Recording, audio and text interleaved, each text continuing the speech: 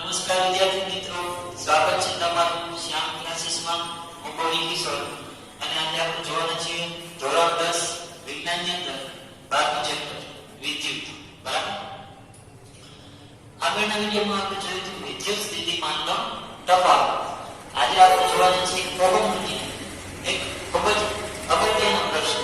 બરાબર, બોર્ડમાં ખૂબ જ અગત્યનો પ્રશ્ન, ઓહમનો નિયમ. તો ઓહમ નામના વૈજ્ઞાનિકે જે વિદ્યુત સ્થિતિમાનનો તફાવત છે V અને વિદ્યુત પ્રવાહ I વચ્ચે સંબંધ શોધી કાઢ્યો, જેને આપણે ઓહમનો નિયમ કહીશું. બરાબર. તે પહેલા આપણે જોઈએ કે વિદ્યુત પ્રવાહ I છે અને બે છેડા વચ્ચે વિદ્યુત સ્થિતિમાનનો તફાવત V છે. તેની વચ્ચે શું કોઈ સંબંધ છે?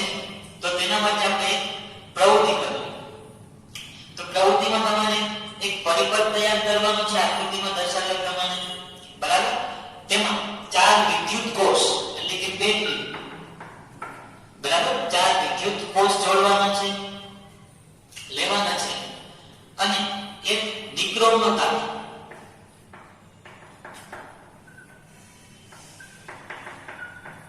બરાબર, એક નિક્રોમનો તાર છે તે 4 ધાતુઓમાંથી નિકલ, ક્રોમિયમ, મેંગેનીઝ અને લોખંડમાંથી બનાવવામાં આવે છે.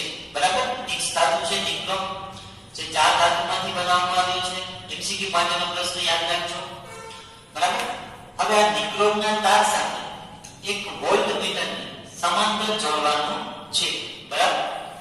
વોલ્ટમીટરને હંમેશા સમાંતર જોડવામાં આવે છે. બીજું કે જ્યાં નિક્રોમનો તાર છે તેની સાથે એમીટર શ્રેણીમાં જોડવાનું છે. બરાબર. એક એમીટર જોડવાનું છે શ્રેણીમાં.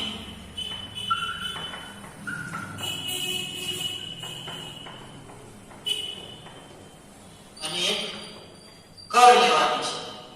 હવે સૌપ્રથમ વિદ્યુત પ્રવાહ પ્રાપ્તિ સ્થાન તરીકે એટલે કે સૌપ્રથમ એક જ બેટરી જોડી. બરાબર. શું કરવાનું છે? સૌથી પહેલા એક જ બેટરી જોડવાની છે અને આ પરિપથની અંદર આપણે વિદ્યુત પ્રવાહ પસાર કરવાનો છે. તો એક બેટરી જોડી અને જ્યારે આપણે વિદ્યુત પ્રવાહ પસાર કરશું ત્યારે સમગ્ર પરિપથની અંદર વિદ્યુત પ્રવાહ રહેશે. હવે ત્યારે આપણે નિક્રોમના તારના જે તાર છે તેના વચ્ચે જે વિદ્યુત સ્થિતિમાનનો તફાવત છે તે વોલ્ટમીટરના સાધન કે વોલ્ટમીટરમાં માપવાનો છે. અને જે વિદ્યુત પ્રવાહ નિક્રોમના તારમાંથી જે વિદ્યુત પ્રવાહ વહે છે તે એમીટરની અંદર આપણે માપવાનો છે. તો ધારો કે આ બેટરી 1.5 વોલ્ટની છે. બરાબર. 1.5 વોલ્ટની બેટરી દ્વારા આપણે વિદ્યુત પ્રવાહ પસાર કર્યો. હવે માપવાનું છે વિદ્યુત સ્થિતિમાનનો તફાવત અથવા તો વોલ્ટેજ.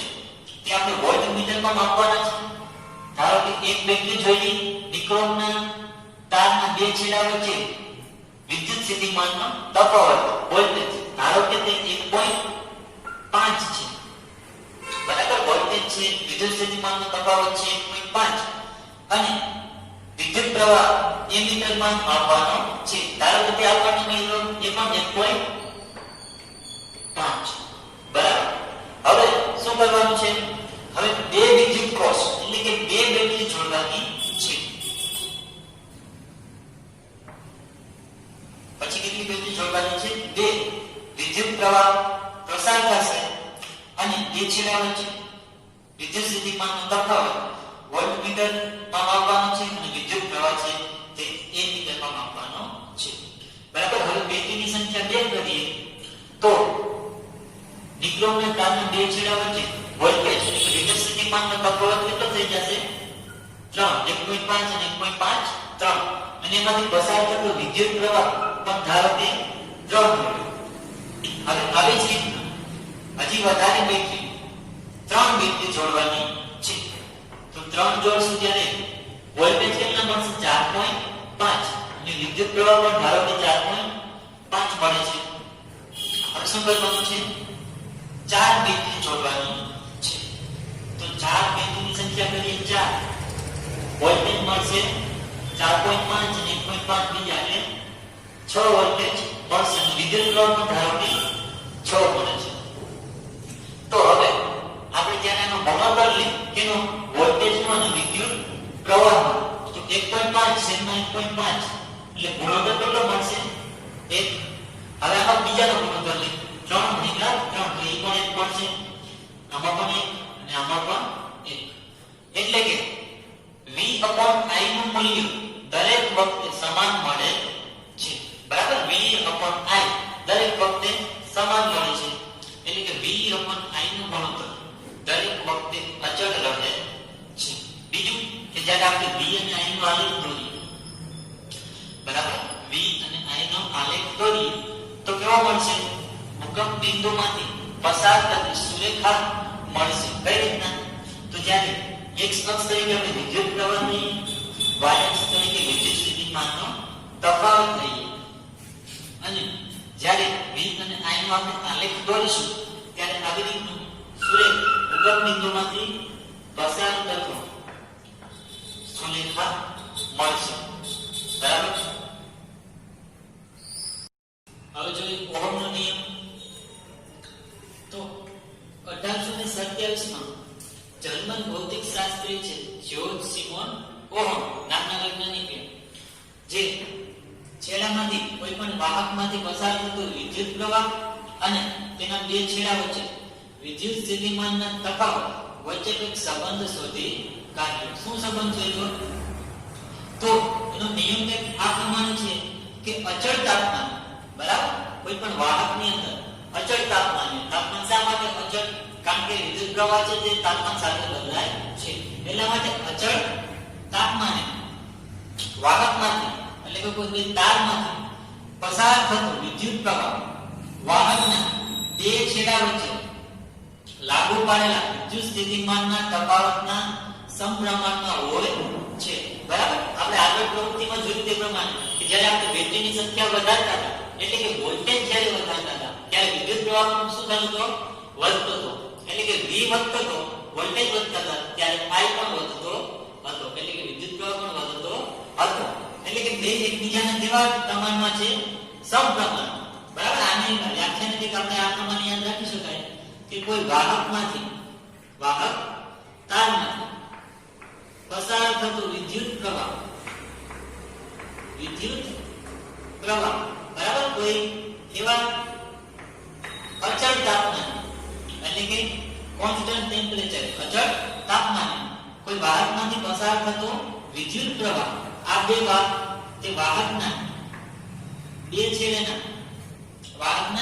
છેડા વચ્ચે જે વિદ્યુત સ્થિતિમાનનો તફાવત છે, બરાબર, જે વિદ્યુત સ્થિતિ વિદ્યુત દબાણનો તફાવત લાગે છે તેના સમપ્રમાણમાં હોય છે એટલે કે V ચલે છે I. બરાબર, હવે જ્યારે આપણે ચલની નિશાની દૂર કરશું ત્યારે આપણને ખબર છે કોઈ અચળાંક મૂકવો પડે. બરાબર, તો V = IR, જ્યાં R છે તે અચળાંક છે. બરાબર, વાહકતા એટલે તાપમાન છે, વાહકતા માટેનો અચળાંક છે જેને આપણે કહીશું અવરોધ. બરાબર, R ને આપણે શું કહીશું? અવરોધ. એટલે આ અવરોધનો કેવો ગુણધર્મ છે કે જે ધાતુના તારમાં પસાર થતા વિદ્યુત ભાર છે તેનો વિરોધ કરે છે. બરાબર, જે ધાતુના તારની અંદર જે વિદ્યુત ભાર એટલે કે વિદ્યુત પ્રવાહ જે વહી રહ્યો છે તેનો શું કરશે? આ અવરોધ છે તે વિરોધ કરે છે. બરાબર, જેમ આપણે ટ્રાફિકમાં કોઈ ગાડી લઈને જતા હોય તો ટ્રાફિકમાં જે ટ્રાફિક છે તે શું કરે? અવરોધ ઉત્પન્ન કરે. બરાબર, આપણા ગાડી છે તેની ગતિ કેવી કરે? ધીમી. ટ્રાફિક. બરાબર, તેવી રીતના આ અવરોધ છે તે વિદ્યુત પ્રવાહની ગતિ ધીમી કરશે એટલે કે તેને રોકશે. બરાબર, તો આ છે ધાતુના તારમાંથી પસાર થતા વિદ્યુત ભારનો શું કરે છે? વિરોધ કરે છે. હવે અવરોધનો SI એકમ છે ઓહમ. બરાબર, જેને આપણે ગ્રીક અક્ષર છે ઓમેગા તેના વડે પણ દર્શાવી શકાય. બરાબર, તેને આપણે ગ્રીક અક્ષર ઓમેગા વડે દર્શાવીશું અને આપણે જ્યારે આના સૂત્રનો કરતા બનાવીએ તો શું મળશે? R બરાબર V upon I આવું સૂત્ર મળશે. બરાબર, હવે જો આપણે એક અવરોધ આપણે જેમ આગળ એક વિદ્યુત 1 એમ્પિયર અને એક વોલ્ટેજની વ્યાખ્યા આપી હતી તેવી રીતના એક અવરોધની વ્યાખ્યા એટલે કે એક ઓહમની વ્યાખ્યા આપવી હોય તો કઈ રીતના આપી શકાય? તો જ્યારે બે છેડા વચ્ચે લાગુ કરેલ વિદ્યુત સ્થિતિમાનનો તફાવત 1 વોલ્ટ હોય અને એમાંથી પસાર થતો વિદ્યુત પ્રવાહ 1 એમ્પિયર હોય, બરાબર? વિદ્યુત સ્થિતિમાનનો તફાવત 1 વોલ્ટ હોય અને એમાંથી પસાર થતો વિદ્યુત પ્રવાહ 1 એમ્પિયર હોય, ત્યારે આપણે કહી શકીએ કે એક ઓહમ અવરોધ છે, બરાબર? તો 1 ઓહમ બરાબર 1 વોલ્ટ પ્રતિ 1 એમ્પિયર. હજી એક સૂત્ર આપણે એમાં હજી એક સૂત્ર મેળવી શકીએ. I ની સૂત્રનો કરતા બનાવે તો શું મળશે? I બરાબર V/R. એટલે કે I એટલે કે વિદ્યુત પ્રવાહ અને R બંને એકબીજાના વ્યસ્ત પ્રમાણમાં છે. એટલે કે જ્યારે આપણે અવરોધ વધારીશું, બરાબર, અવરોધ વધશે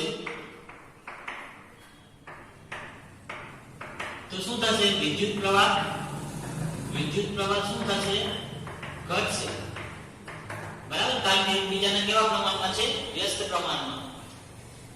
બીજું કે ઘણી વખત આપણે અમુક સાધનોની અંદર વિદ્યુત પ્રવાહમાં વધઘટ કરવી જરૂરી હોય છે, બરાબર? બધા જ ઉપકરણો એકસરખા વિદ્યુત પ્રવાહમાં ચાલતા હોતા નથી, તો ઘણી વખત આપણે વિદ્યુત પ્રવાહમાં વધઘટ કરવી જરૂરી હોય છે. તો આવી વધઘટ ચલિત અવરોધ કે ચલ અવરોધ દ્વારા આપણે કરી શકીએ છીએ. તો ચલ અવરોધ જે ઘટકની મદદથી વોલ્ટેજનું પ્રાપ્તિ સ્થાન બદલ્યા વગર, એટલે કે બેટરીની સંખ્યા બદલ્યા વગર, બેટરી એટલી જ રાખવાની છતાં પણ વિદ્યુત પ્રવાહના મૂલ્યમાં ફેરફાર કરી શકાય. પ્રાપ્તિ સ્થાન બદલ્યા વગર વિદ્યુત પ્રવાહનું નિયમન કરી શકાય, એટલે કે વિદ્યુત પ્રવાહમાં ફેરફાર કરી શકાય, તેને ચલ અવરોધ કહે છે. તેને કંઈક આવી નિશાની પણ દર્શાવીશું.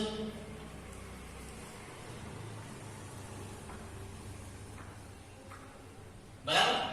અને આજે અવરોધના મૂલ્યમાં ફેરફાર કરી શકાય તે સાધનને રિયોસ્ટેટ કહે છે, બરાબર? હવે આપણે જોશું કે અવરોધ કઈ બાબત ઉપર આધાર રાખે છે. હવે આપણે જોઈએ જુદા જુદા ઘટકોમાંથી પસાર થતો વિદ્યુત પ્રવાહ. તો તેના માટે એક પ્રવૃત્તિમાં આપણે નિક્રોમનો તાર લેવાનો છે, એક ટોર્ચ બલ્બ અને એક 10 વોલ્ટનો બલ્બ લેવાનો છે.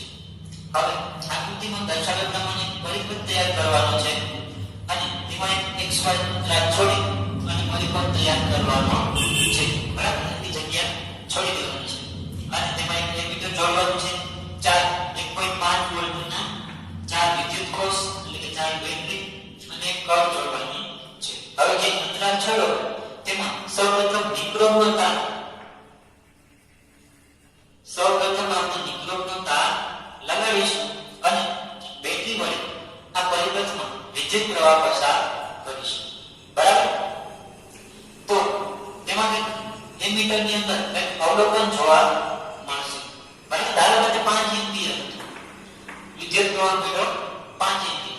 હવે આ નિક્રોમના તારની જગ્યાએ આપણે ટોર્ચ બલ્બ, બરાબર, શું લગાવીશું?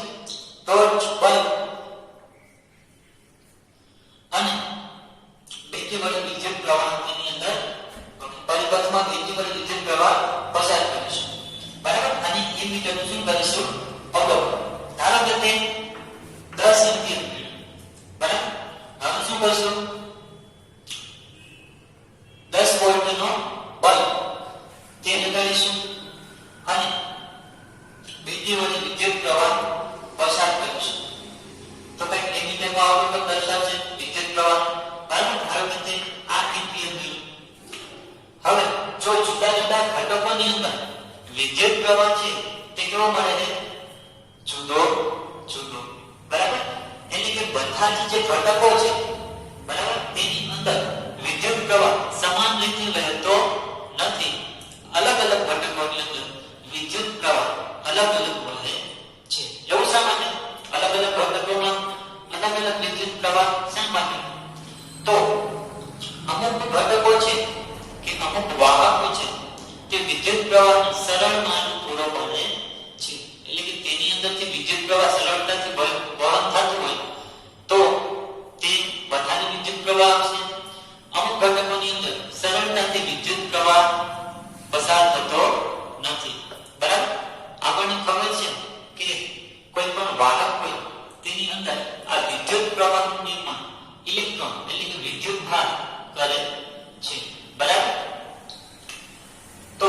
ફેરફાર એટલે કે ઇલેક્ટ્રોન ને તે પણ કોઈ પણ વાહકની અંદર ઇલેક્ટ્રોન સરળતાથી સ્વતંત્ર રૂપે ગતિ કરી શકતા નથી.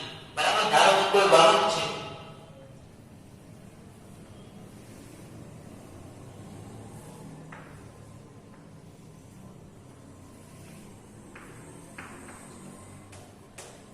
કોઈ વાહક છે, તો વાહકની અંદર જ્યારે ઇલેક્ટ્રોન ગતિ કરતા હોય, બરાબર, તો આપણે કહી શકીએ કે વિદ્યુત પ્રવાહ પસાર થાય છે. એટલે કે ઇલેક્ટ્રોન જો સરળતાથી ગતિ કરી શકે તો વિદ્યુત પ્રવાહ પસાર થઈ શકે. પણ ઇલેક્ટ્રોન આ વાહકની અંદર પૂર્ણપણે સ્વતંત્ર રૂપે ગતિ કરી શકતા નથી, કારણ કે જે આ વાહક છે તેની અંદર કઈ એના પરમાણુઓ આવેલા હોય છે.